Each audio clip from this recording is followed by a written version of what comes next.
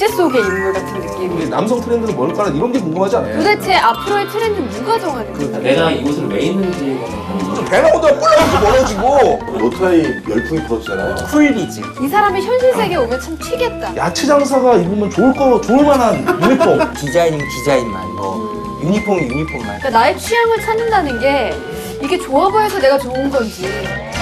네, 우리 빛나는 검에 오늘도 상큼하게 시작해보겠습니다. 네. 우선 장소가 좀 달라졌는데 오늘 돈 좀 썼어요. 세트가 바뀌었어. 네. 그리고 약간 패션이 오늘 근데 오늘 신부화장하고 오신 거 아니에요? 네, 오늘 좀 신경을 썼습니다. 15만 원 든 것 같아요. 네, 바로 옆에 계신 분께 박수 한번 옆에 최고의 격수. 나 이거 좀 봐줘야 되지 않아? 이거 좀 빠져. 이거 왜 넘어가? 일하다 오신 거예요. 내가 좀 그러면 우리 컨셉 한번 우선 여쭤볼게요. 오늘 네. 저기 우리나라 최고의 남성 잡지죠 아레나의 그 박지호 편집장님을 모시게 된 기념으로 제가 패션의 완성인 장화를 한번 준비해봤습니다. 네, 됐고요. 아니, 딱 어떤 느낌이냐면 정확하게 얘기해서 박 편집장님을 모시고 말 끄는 기분이잖아요. 도키호테 산초. 발음이 한번 해주시죠. 네. 네, 저는 그 아레나라는 남성지에서 소장을 맡고 있는 박지호라고 합니다. 반갑습니다. 무한도전 캡처가 아주 최근에 무한도전에서 제 친구? 네, 제 친구? 나오면서 근데 사실은 아레나 잡지를 이렇게 보면 네. 참 멋지다라는 생각은 들지만 이 사람이 현실 세계에 오면 참 튀겠다 이런 생각도 드는 게 사실이거든요. 왜냐면 약간 잡지 속의 인물 같은 느낌이랄까? 사실 지금 다른 분들은 대체로 잘 입으셨고요. 우리 한국 바지에 이런 말도 안 되는 신발 말 그대로 패션 트렌드 거기다가 지금 어울리지 않게 이런 어플러까지 패션에 관심이 많이 생겼어요. 아, 그렇죠. 많이 생긴 건 사실인데 어릴 때부터 충분히 습득하지 못했어요.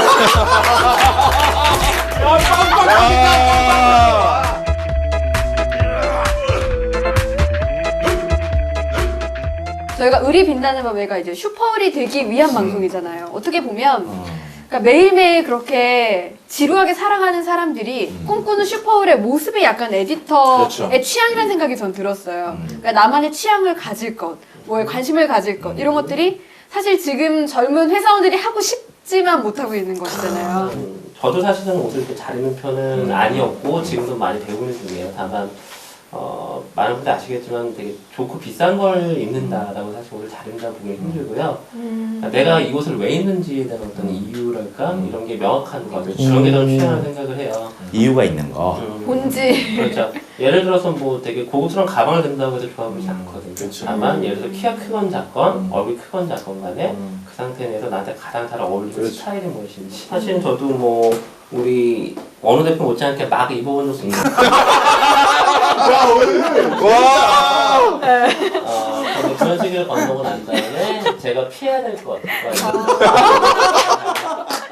아마 거울을 자주 보신 거고 안 본 거예요. 원우 대표도 아마 좀 지나면 네. 금방 찾을 수 있을 그렇죠. 거라고 생각은 합니다. 근데 이렇게 약간 직업병 같은 거 있지 않으세요? 지나가는 사람들만 딱 보면은 몇 점 막 이렇게 보이시지 몇 않아요? 점으로 하진 않는데 네. 되게 옷을 잘 입었다 못 입었다 정도는 보죠. 그리고 사실 저는 옷만 보는 게 아니라 무슨 책을 읽고 있는가나 어떤 우와. 걸 읽는가 오. 이런 것들도 같이 보게 된 경우가 있는데 뭐 어쨌든 어떤 일을 하건 간에 사람은 이제 스스로에 대해서 표현하고 싶어하고 또는 살아가는 이유를 갖고 있잖아요. 저는 그것 중에 하나가 내가 어떤 취향을 갖고 있는가. 그러니까 나의 취향을 찾는다는 게 이게 좋아 보여서 내가 좋은 건지 내가 진짜 좋아서 좋은 내가 건지. 한번 말해볼까?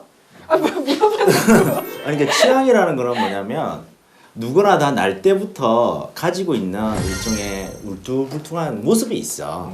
자기가 좋아하는 게 있고 자기한테 맞는 게 있는데 우리가 획일화된 사회에 살고 있다 보니까 나한테 맞는 게 뭔지 몰라. 근데 나이가 들면서 옷이라든지 책이라든지 음악이라든지 이런 것들을 뭐 술이라든지 이런 것들을 이제 나한테 맞는 거를 하나씩 하나씩 찾으면서 비로소 조금 행복을 느끼는 것 같아요. 그래서 자기가 태어난 꼴을 이렇게 조금씩 발견해 나가는 거 그것이 취향이 아닌가. 저는 좀 아까 이렇게 싶었던 게 보통은 잡지사 편집장이라고 하면 옷 보겠지, 평가 매기겠지 이렇게 생각하고 있지만 그게 이제 우리 일반인들의 생각이고 실은 그런 패션의 완성을 그가 읽고 있는 책, 듣고 있는 음악, 갖고 들고 다니는 가방 이 전체를 보고자 하는 그 관점 그게 에디터의 관점이라는 거예요. 그러니까 우리나라 같은 경우는 옷을 사실은 자기 의사들이 입는 사람들은 거의 없어요. 사실은 패션에서 가장 중요한 게 스트릿 패션, 힙합 이런 음악 파생하는 패션들.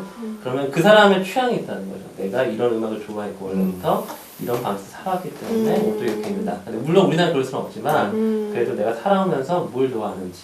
저는 취향이랑 그냥 음식 맛하고 비슷하다고 생각해요. 누구한테는 이게 맛있고 누구한테 이게 맛있는데 사실은 뭐 잘 모르는 사람이 아무나 막 먹고 하지만 좋아하는 사람은 이걸 좋아하기 때문에 먹는데 옷이건 음악이건 책이건 간에 자기가 좋아하는 그래서 끌렸던 또는 내가 이대로 살아가면 좋겠다 생각했던 것 같아요. 내년 봄에 유행할 그런 트렌드가 뭘까라는 게 남성 트렌드는 뭘까라는 이런 게 궁금하지 않을까요?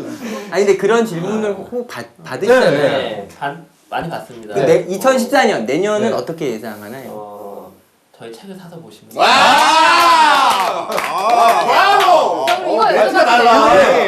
여쭤봐도 장사도 맛배기를 해야 되는데 조금만. 그런데 저 지금 진짜 매년 두 궁금한 번씩 게 밀라노에 가신대. 도대체 앞으로의 트렌드는 누가 정하는 그렇죠. 거예요? 트렌드를 누가 정하진 않고요. 다만 한 발짝 앞서서 트렌드를 고민하는 사람들이 있는 거죠. 패션도 마찬가지고 모든 데도 마찬가지인데 다만 그들이 오랫동안 활동을 해왔고 그 다음에 전문가들끼리 어쨌든 소통 그룹이 있기 때문에 그들이 예측할 경우 많이 많았던 맞아요. 사실인 거예요. 요즘은 스포티즘이라고 스포츠 요소들이 강조되는 게 오래된 어떤 트렌드이기 때문에 자신의 옷에 가령 스니커즈나 어떤 뭐 모자 정도를 잘 매치업하시면 아마 현대 트렌드는 가장 많이 나가고 이거 진짜 귀한 말씀이죠. 저희도 올해 유니폼을 새로 맞춰야 되는데 야채 장사가 입으면 좋을 만한 유니폼 느낌. 야, 진짜 이거 원래 진짜 의뢰 비용 내야 되는 저희가 실패한 게 있어요. 왜냐면 올해 트렌드가 야구였거든요. 야구 유니폼으로 맞췄다가 망했어요. 그거는 실패할 수밖에 없을 거예요. 네, 망했어요. 왜냐면 관계자는 없기 때문에. 제 대답 안 머릿속에는 해도 돼. 모터사이클 그냥 그 호기심 천국에 김경민 씨가 있는 곳 있잖아. 그거 포도송 스타일. 이거 이뻐. 야채 까매잖아. 이거 맛 좀 봐도 돼 그러니까 알고 진짜 포도를 달아 여기다가. 왜냐면 야구복은 몸이 좋아야 돼요. 이것도 다 타이즈거든요. 타이즈 너무 같은 좋아. 거 입었어요? 야구복 아무나 소화할 수 그리고 있는. 여기가 단추가 벌어져요 잘못하면. 아시죠? 뭔지 아시죠? 벌어져. 배가 먼저 뿔렁 벌어지고 아래 단추 막 풀어지고. 그때 야구복 기르는 게 정말 몸이 좋아야 되잖아요. 그거 맞아요. 적합돼 있으니까. 그래서 이미 어울리지 않았을 테고. 네. 그다음에 왜 채소 가게, 야채 가게에서 그걸 입었는지를 아무도 모를 것 같아요. 약간 그런 운동선수필 남자다운 저희가 총각들만 일하거든요. 그냥 제가 그냥 바라는 걸 하나 네, 네. 말씀드리면 저희 집 앞에도 야채 가게가 있는데 너무 뭐랄까 번잡하다고 해야 되나? 너무 정신이 없어요. 쉼의 어떤 느낌을 주는 어떤 컨셉이었는데 좋겠다는 생각을 했는데 옷도 거기에 맞춰서 약간 천연에 가까운 어떤 염색 느낌의 스파를 받으러 외부에 나가면 약간 편한 빛깔의 편한 색깔 옷 입고 있잖아요. 그 왜 안 되냐면은 얘가 어떻게 파는지 보여드릴게요. 밤 한번 팔아보세요. 어머님! 우리 아버님과 밥을 위해서 어머니 옷감만 드셔야 돼요! 이걸 계속 해야 돼요. 그러면 안 되겠는데. 리추얼을 만들면 돼요. 리추얼? 자, 공군 옷은 계속 바뀌어요. 근데 공군하면 생각나는 거 딱 하나. 빨간 마우라. 그런 것만 하나 만들면 되지. 굳이 유니폼을 만들 필요가 뭐 있냐는 거야. 그리고 이 친구들이 무슨 뭐 군인의 날에 군복 입고요. 계속 바꿔 입어요. 근데 통일된 리추얼 하나가 있으면 난 좋겠다. 통일된 리추얼. 이게 모자가 됐던, 머플러가 됐던, 장갑이 됐던. 그거 하면 아니, 돈 많이 들 필요 없다는 거지. 오늘 돈 벌어 가는데요? 4천만 내놔라. 이거 4천짜리다. 사실 우리가 뭐 하나가 꽂히면 사실 그쪽으로만 얘기가 쫙 쏠려서 그러니까 디자인이면 디자인만 뭐 유니폼이 유니폼만 그래서 이제 전체 밸런스를 좀 놓치기 일쑤인데요. 사실은 일본 패션이 좀 다르다. 뭐 미국 패션이 좀 캐주얼하다 이런 느낌은 뭐가 결부된 거냐면 실제 액션이 붙어 있는 거거든요. 그러니까 우리 시애틀에 가면 PC라는 책이 잘 나오죠. 가면 이제 거기 생선 가게는 활기차게. 막 고기 막 던져주고 그건 관광객 와서 찍고 그런 체험 어떻게든 해보려고 하는 파이커 플레이스죠. 예. 예. 다시 말해서 총각내 야채 가게 이제 그동안의 특징들이 있었죠. 이것이 이 유니폼과 결부돼서 어떤 시너지를 낼 건지가 핵심이라는 거고 뭐 우리가 기업을 가보면 딱 문 열고 들어갈 때 정말 질식 갈 것 같은 그런 회사들이 있죠. 그런 회사들은 보면 심지어 사무실에 전화도 조용조용 받아요. 아 저런. 무슨 사무실에서 소리 하나가 새 나가면 큰일 날 것 같은 그런 회사들은 직원들이 즐겁게 일하기 쉽지 않겠죠. 그 색깔이 정해져 있죠. 규정이 정해져 있는 건 아니지만 그 회사는 그런 네이비 색깔을 입어야 되고 바지는 또 어떤 걸 입어야 된다라는 그런 모듈이 정해져 있더라고요. 예, 정말 웃기게 여름에 네. 무슨 온도 낮추겠다고 노타이 열풍이 불었잖아요. 쿨비즈. 아, 쿨비즈. 근데 정말 어색해요. 왜냐면 노타를 해본 적이 없는 사람들이 와이셔츠에 노타를 안 하고 가니까 위에를 잠궜다가 풀렀다가 이러더라고. 어색하니까. 그 좀 더 근본적으로 가면은 관용이 없어, 관용. 타인에 대한 관용. 정말 나한테 피해를 주지 않는 한은 그 그렇죠. 사람이 자유롭게 살 수 네, 있도록 네, 해야 맞아요. 되고. 톨레랑스가. 그 톨러런스. 자. 그러니까 조금이라도 튀면 안 돼, 우리는. 막 정말 안 튀기 경쟁하는 것 같지 않아요? 다 막 이사들 보면 똑같은 뭐 수트에 같은 색깔 넥타이에 어떻게 보면 사무실도 정말 여기 어떤 회사 사무실인지도 구별이 안 되게 이렇게 해놨는데 뭔가 기업 오너든 뭔가 어떤 기업에서 좀 창조적인 그런 가치를 창출하려면 좀 먼저 이런 패션이나 이런 하드웨어나 이런 것들도 좀 저 신경 비슷한 건지 모르겠는데 저는 이제 줄 서 있는 지금 저 말씀하신 것처럼 그걸 보면 사과 박스 열면 사과들 줄 서 있는 거 있잖아요. 네, 저는 죄송하지만은 기승전야입니다. 네, 뭐든지 야채로 끝나요. 사과 박스 보면 줄 서 있잖아요. 근데 이건 뭐예요? 똑같은 제품이고 똑같은 사람이라도 어떤 패션으로 꾸미느냐에 따라서 제품의 가치가 달라져요. 그렇죠. 그걸 보통 저희 야채 가게에서는 VMD라고 하는데 예. 그 VMD를 잘 꾸며놓는 거에 따라서 가치가 아예 달라집니다. 지금 이제 우리 인터넷상에서 굉장히 화제됐던 한 장의 사진이 있는데 똑같이 사과 좌판을 펼쳐놓고 사과를 파는데요. 이제 그냥 이런 함지박에 사과를 쭉 쌓아놓고 파는 장면을 지나가는 마케터가 조언을 한 거죠. 이렇게 파는 것보다는 제가 한 가지 조언 도와드려도 될까요? 해보세요. 그랬더니 그 상태 그대로의 그 함지박 테두리를 푸른 나뭇잎으로 쭉 테두리를 월계관처럼 쫙 해놔요. 그러니까 어떻게 녹색과 빨강의 극대비와 함께 그 자체가 손님을 맞이하는 잔치상처럼 돼버리는 거예요. 이런 거예요. 그 또 하나의 사진을 보면 생선은 다 이렇게 누워 있어야 되는가?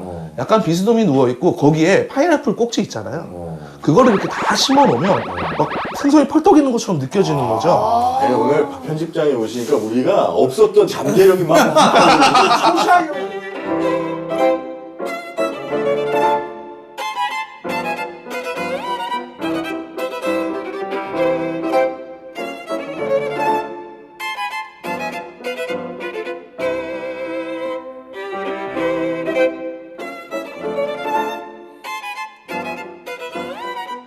자연스럽게 지금 대한민국의 직장 문화에 대해서 이야기를 해볼게요. 참 상하관계의 대표적인 관계이세요. 그러니까 뭐만 하면 PD님이 왜 저러고 있냐. 그러니까 좀 너무 군대 신분은 아니에요. 맞아. 그렇게 너무 말씀하셨는데. 정말 획일화돼 있고 너무 상명하복이고 그다음 윗사람한테만 잘 보여야 되고 성과보다는 그런 문화가 있어서 우리나라 미래가 어둡지 않은가.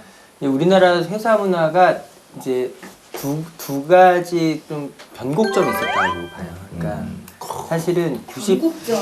98년 이 IMF 위기는 회사가 망할 수 있다라는 개념이 극히 없었죠. 그 전까지는 해고 혹은 뭐 부도 이런 게 남의 일이었다고요. 근데 이제 그때 그치. 영원할 것만 같았던 커다란 그러니까 대마불사의 신화가 그때 그치. 깨지는 걸 빡 느끼면서 예, 그때 한번 기업 문화와 뭐 아예 이제 근간을 한번 흔들었던 게 있었고요. 이번 2008년 국제금융 위기가 이게 어떤 가르침이었냐면 우리만 잘한다고 지금 되는 시대가 아니구나라는 그렇죠. 커다란 깨달음인 거예요. 그러니까 우리만 나사 조이고 뭐 마른 수건처럼 효율 맞추고 이렇게 한들 밖에서 오는 쓰나미는 막을 수 없다는 깨달음이요. 변화하지 않으면 매번 도태당한다. 위기라고 예, 하시잖아요. 변화하지 않으면 도태당한다는 걸 이제 정말 뼛속 깊이 각인하고 있고 그래서 찾는 결론들이 이제 미래의 상에 가까이 가고 있죠. 수평적인 문화, 뭐 지금 대기업 중에도 일부 기업들은 직책으로 안 부르잖아요. 모모님. 이 변화도 그게 되게 익숙해졌더라고. 나는 그 처음에 되게 어색하잖아요. 대리님, 과장님 이렇게 부르다가 모모님으로 뭐냐면 부사장이 대리한테 모모님 이렇게 부르는 거야. 우리 옆에서 들으면 되게 어색하고. 오글오글하는. 예. 근데 요즘 그게 굉장히 익숙해졌고 어떤 기업은 별명 부르는 기업도 있고 영어 이름 부르는 기업도 있고 그런데 그런 거 하나하나 보면 이제 수평 문화가 만들어지고 그럼 수평구조 그게 뭐 밥 먹이 주나 쉽죠. 우리 희동구 선배, 동구 형이 감독 부임했을 때 생각해보세요. 우리는 그냥 그렇지. 당신의 능력을 보여주세요 해서 그렇게 그냥 알아서 잘 풀리듯 간 줄 알지만 사실은 굉장히 혁신이었던 거예요. 어떤 식이었냐면 그 전에는 그러니까 희동구 형은 지성, 영표, 써농 이렇게 얘기하는 거죠. 그냥 뭐 형, 동생 먹는 거죠. 맹걸. 그래서 패스, 지성, 영표, 패스 이렇게. 근데 그 전에는 어떻게 했냐면 말을 깐 거야. 그 말을 깐 전에는 거야. 그러니까 그렇게 하라고 선수 시키는데 그 전에는 어떻게 했냐면 지성이 감히 명보형한테 패스하려면 명보형님 갑니다 이런 말도 못 하는 거예요. 한일 같은 선배니까. 그러니까 무슨 패스가 순식간에 일어나고 무슨 뭐 세트 플레이가 됩니까? 지금 막 죽으십니다. 근데 그거를 그냥 다 이름만 부르고 바로 이제는 이제 막 지성이 드리블 하잖아요. 그러면 선홍한테 주고 다시 자기한테 공 달라고 할 때 선홍이라고 말하면 오는 거예요. 여기 보라고. 빨라진 거네요. 예. 그러니까 그 전에는 선홍 형님 해도 보지도 않아요. 그냥 뛰면서 선홍하면 자기를 보는 거죠. 그 히딩크도 잘못한 게 있을 거 아니에요. 히딩크가 아무리 뭐 평등 문화를 만들었다고 그게 바로 되겠어요? 그때 유일하게 노라고 얘기했던 사람이 누군지 아세요? 코치 노라고 얘기했던 사람이 바로 홍명보 지금 형 감독이에요. 히딩크 자서전에 보면 홍명보가 눈을 부라리면서 노라고 얘기할 때 제일 무서웠다고 그러더라고요. 근데 그 사람이 어떻게 됐어요? 그 사람은 지금 국가대표 감독이 됐잖아요. 저는 나중에 윗사람으로 올라가서 바꾸고 싶은 사람은 지금 잘못된 문화에 저항할 수 있는 용기가 있어야 된다. 근데 저 가부동 대표님도 직원들이 이렇게 눈을 크게 뜨고 그럴 때 제일 무섭다고. 저는 지금 무서워하는 직원이 2명 정도 있어요. 아, 수사자. 30대 초반에 수도슬인데 수사자. 막 갈기가 이제 막 나가지고 뒷다리 물어 뜯을 것 같아요. 하지만 그 자세가 좋다는 거죠? 좋죠. 그게 나아요. 그게 차라리 나아요. 불만 있으면 말로 하라는 거야. 괜히 불만 이렇게 해가지고 일을 하면 일을 말로 하라. 말로 하라는 거야. 소통하자. 전적으로 동의해요. 말로 하라는 거야. 근데 직원들이 그렇게 못하잖아요, 여기. 아니요, 그렇게 할 수 있어요. 할 수 있는데 아직은 못. 아니 그렇게 해요. 해요? 예, 그렇게 말하는 직원이 좋아요. 말해서 내가 한두 번 당하고 어쩔 수 없이 꼬리를 내리고 이제 위에 사람이 그리고 이제 말을 할 때 조심하게 되잖아요. 그 관계가 굉장히 오래 가요. 그래서 지난주에 우리 회의할 때 얼마나 웃겼냐면 이제 제 그 수사자 중에 한 명 있는데 회의하다가 내가 기가 막히게 생각이 난 거야. 우리 회사 사업 아이템 때문에. 그래서 다 모아놓고 나는 이제 자랑하려고 야 우리가 이렇게 뜨는 방법이 있어. 이렇게 계속 질문을 했어. 뭘까 그랬더니 그냥 말씀하세요. 말씀하세요. 왜 자꾸 물어봐요? 이러는 거야. 알면서. 근데 그게 기분이 안 나쁜 거야 이제는. 맞아. 이제 안 나쁜 거야. 얘가 받아준 거잖아 내 얘기를.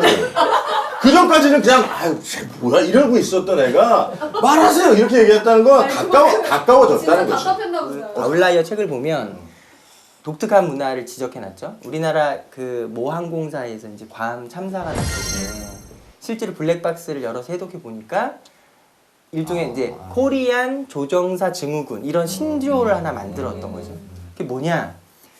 부기장이 감히 기장한테 말을 못하는 거예요. 잘못했다고. 예, 잘못됐다고. 그러니까 지금 이제 부기장이 계속 이제 좀 지금 문제가 좀 있는 것 같은데 이제 기장이 바로 뭐 이렇게 하면 그게 말입니다. 이렇게 해서 말꼬리를 흐리게 되는. 그러니까 그래서 그 실제 블랙박스를 들어보면 빨리 고도가 지금 급속히 낮아지고 있다라는 거를 부기장이 먼저 알았거든요. 근데 그거를 기장한테 전했는데 바로 피드백이 안 된 거예요. 그러면 이제 계속 두 번째, 세 번째 들을 때까지 지금 위험합니다 해줬어야 됐는데 나는 말했으니까 그 다음에 말하면 혼나지 않을까 더 말을 안 해요. 두 번째, 세 번째. 그리고 잠시 뒤 빵 터지고 그러니까 그 아웃라이어 책에 보면 한국에서 갖고 있는 독특한 상명하복 문화의 왜곡이 낳은 인재다 이거죠. 그러니까 사실 지금에서야 뭐 수평적 사회 뭐 의사 뭐 구조 회사 문화 이런 얘기를 매우 상식적 수준에서 이야기할 수 있게 된 거예요. 근데 예전까지 우리 선배님들 시절만 생각해 보면 참 생각하기 어려웠던 시대적 변화였죠.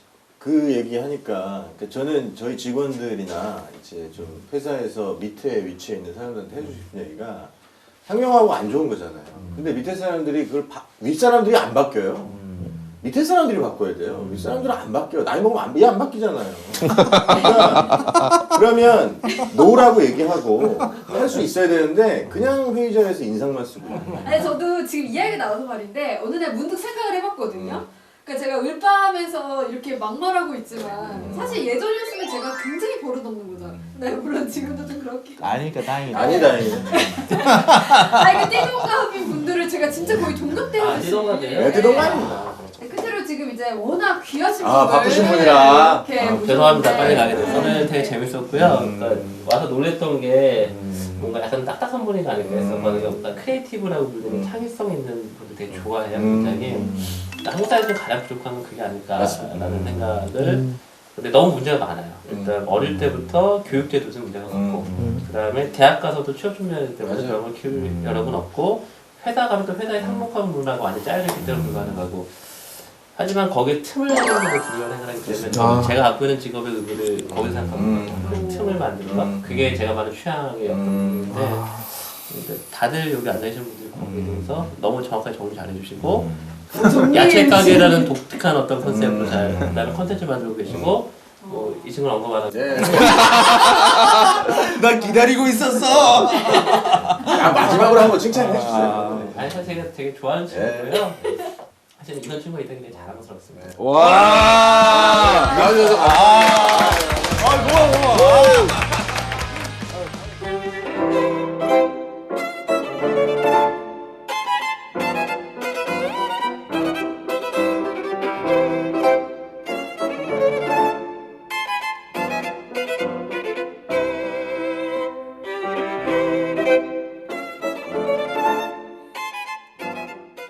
문화는 상호작용으로 만들어지는 거예요. 맞아요. 그건 정말 위에서 만들어준 문화에 내가 적응되는 건요. 그건 사육당하는 거예요. 문화는 같이 만들어가는 거예요. 전 세계에 문화가 몇 가지 종류가 있을 것 같아요. 수많이. 문화는 두 사람 이상이 존재하는 곳에서 만들어지는 거거든요. 을밤 문화가 있는 그러면 거죠. 60억 인구에서 문화가 몇 개가 만들어져요? 예, 갈굼 문화 있죠. 무한대. 무한대? 무한대 문화가 만들어지는 거예요. 그러니까 문화라는 건 이 둘의 문화가 있는 거고 또 여기 전체의 문화가 있는 건 무한대의 문화이기 때문에 누구 하나가 뭐 다른 사람이 만든 문화에 적응한다 이건 잘못된 말이야. 근데 그 지적 좀 제안하신 것 중에 지금 한국 사회가 문화가 너무 다양하지가 않고 사람들이 너무나 표면적이다라고 네. 말씀을 하셨는데 우리나라 같은 경우엔 또 너무 혼자 다르면 튀고 안 정말 돼. 문화를 딱 비교해 보면 김밥 천국에 가면 만약에 스타벅스에 가면 콜링 할게요. 뭐 포이어 뭐 아메리카노 뭐 이렇게 하잖아요. 김밥 천국에서 뭐라고 포이어 아메리카노 예, 롤링 할게요. 롤링 할게요. 근데 뭐 김밥 천국에 가면 미소 테이크아 주세요 넣을게요. 이렇게 이해하면 그 조선의 아주머니께서 이게 셀프인데요? 이렇게 하잖아. 그게 문화거든. 그런데 그렇게 이제 어떤 조직마다 가지고 있는 특질적인 그런 관계를 규정하는 걸 문화라고 부를 수가 있을 텐데 어떤 대기업이나 많은 기업들이 이 문화를 봤을 때 이 문화만의 어떤 특징이 있느냐라고 했을 때 없는 집이 많다라는 거야. 기업이 컬러가. 근데 기업이 꼭 문화를 만들어야 돼요? 예. 지금 돈 벌기도 힘든데? 아니 문화가 어이없어요. 아까 이야기했잖아. 이제 지성, 뭐 선홍 이렇게 하는 것처럼 그건 소통의 가장 기본적인 불문율이거든. 근데 문화라는 게 우리가 기업이에요 하나에 당장 우선 우리가 맡은 일만 열심히 하면 되지. 그러니까 뭐를 맡은 굳이 일을 또 열심히 하려면은 서로 협력을 해야 되고 서로 소통을 해야 되잖아. 그렇게 하기 위해서는 기본적으로 이제 집안에도 문화가 있죠. 아버지가 굉장히 엄한 집은 엄한 문화가 있고 민주적인 집은 민주적인 문화가 있고 그런 것처럼 그 문화에 따라서 소통의 격이 폭이 달라진다는 거지. 기업 문화는 철학이에요. 철학.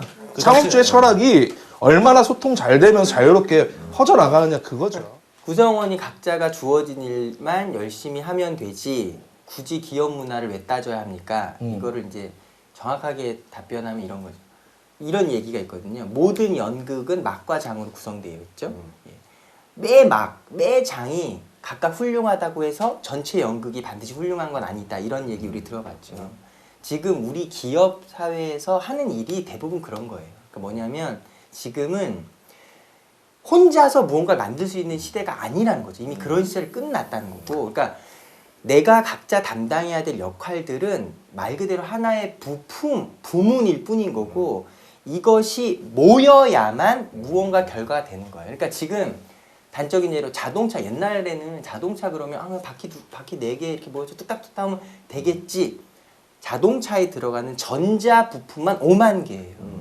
그러니까 이제는 서로가 하고 있는 일이 상대방의 거의 거미줄처럼 동시에 영향을 미치고 있거든요. 그러니까 기업 문화가 없이 내가 열심히 일한다고 성과가 나올 수 있는가? 그건 아예 나띵이라는 거예요. 그렇지. 절대 그럴 수가 없는 거예요. 하고 싶은 말이 이 말씀이셨어요? 네, 이 대목에서 네. 제가 오랜만에 피터 드럭 아저씨 아니 현대 근로자의 성과는 내가 아닌 타인에게 전달될 때만 성과다라는 말이 있어요. 내가 아닌 아니 타인에게 전달된 가치만이 성과다라는 거. 우리 지금 사회를 뭐라고 그러죠? 지식 정보화 사회 혹은 지식 산업 사회 이렇게 얘기하죠. 그 지식이라는 건 어떻게 증명될 수 있냐? 남에게 전달되지 않으면 증명이 안 되는 부분이에요. 그러니까 지금에 있어서 우리 시대에 있어서 지식이란 역량이란 내공이란 이런 말은 어떻게만 증명될 수 있냐? 협업을 했을 때 나의 생각이 다른 팀에 우리 팀의 구성원에 어떻게 전달돼서 어떤 결과물로 나오는지로만이 당신의 지식이 측정된다는 거예요. 이게 전문 용어로 리처드 도키스가 얘기하는 밈이라는 거죠. 밈. M-E-M-E. 문화 유전자 밈. 모든 지식과 사상은 전파된다. 마치 유전자가 복제되듯이. 아 하도 문화 들어가지고 무가 생각이 난다. 무 한번 팔아보시죠. 어머니 저 바람 안 들었어요. 가발무 이렇게 빨고 있습니다. 바람 안 피는 겁니다. 하도 무를 많이 들어가지고. 아주 뭐 꼭 필요한 존재예요. 오늘 바람 안 피는 대한민국의 것도 맞아. 문화 이런 얘기 좀 해봤는데 을밤 우리의 문화에 대해서 이야기 한번 해보는 건 어때요? 마무리. 마무리로? 네, 이제 우리 안에서도 문화가 자리 잡았을 거 아니에요. 내가 생각하는 얼빠 문화. 네. 문화에 두 수레바퀴가 있다. 하나는 다양성, 하나는 창의성. 쌍발통이네요. 이 두 개가 사실은 잘 뭉쳐지지 않는 개념이에요. 근데 이 두 축이 잘 균형을 맞춰야 문화라는 게 이루어진다고 배웠거든요. 근데 우리는 정말 다르죠. 다른 사람 하나도 없어요. 그리고 또 나름 분야에서 창의성을 발휘하고 있는 사람들이지. 그래서 우리의 문화를 만들어준 노무현 PD님이 대단한 사람이다. 와! 나 잘했어요? 만화책 중에 슬램덩크라는 만화 있습니다. 좋은 책이네요. 네, 거기서 그 변덕규라는 센터가 변덕규라는 센터가 최치수의 라이벌. 네, 채치수한테 조언해 주는 게 있어요. 물을 깎으면서. 아, 걔가 일시 네, 조리사들가. 네, 물을 깎으면서. 아, 있다. 네가 생선회의 주인공이 될 필요는 없다. 너의 팀원들이 다 같이 일하는 동료들이 너를 충분히 그 주인공 역할을 해줄 거고 너는 그 주인공을 빛내줄 필요가 있다. 저는 을밤의 문화는 팀워크라고 생각을 해요. 굳이 내가 잘하지 않아도 정리해 주시고 굳이 제가 말을 하지 않아도 다른 분들이 더 재밌게 해주시는 품격을 올려드리고. 네. 을밤의 가장 큰 문화는 제일 멋진 팀워크 아닐까라는 생각을 합니다. 다들 방송도 처음이고 뭐 다 열심히 살아온 이른바 직장인이자 생활인 같은 이런 아마추어들이 모여서 이제 팟캐스트라는 이런 방송 환경에 뛰어들었을 때 누군들 이런 팀워크와 이런 성취를 기대했겠어요. 이제 근데 그걸 이제 조급한 마음으로 막 닥달해서 왜 캐릭터 안 잡아요? 왜 안 뽑아내요? 왜 뭐가 재미가 안 터져? 이러지 않았다는 거죠. 우리 을밤의 문화라는 겁니다. 우리 을밤의 문화는 누구도 안 그랬네요. 기다려주고 그리고 그 기다려서 나온 그 새싹의 소중함을 알았던 문화라는 거죠.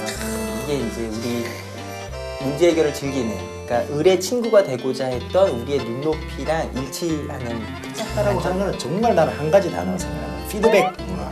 서로 끊임없이 피드백을 할 수 있도록 우리가 했거든. 그리고 그걸 받아들였어.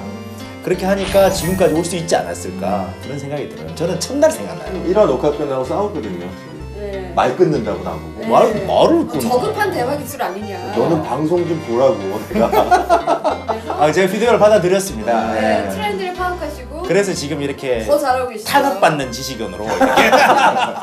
얘기에는 왜 자꾸 타락한 지식인? 네, 어쨌든 타락한 지식인처럼 보여도 정말 대단한 친구분을 또. 그럼요. 아, 네, 예. 절친이었던. 네, 절친이었죠. 네. 네. 한 사람의 힘이 이렇게 방송의 품격을 바로 다르게 할 수 그렇죠. 있다는. 네. 그래서 저희도 좀 산증인이었어요. 품격이 좀 갈수록 업그레이드 되도록 노력도 하고 또 여러분의 더욱더 끈끈한 친구가 되도록 노력하겠습니다. 일밤 다음에 또 찾아뵙겠습니다. 고맙습니다. 수고하셨습니다.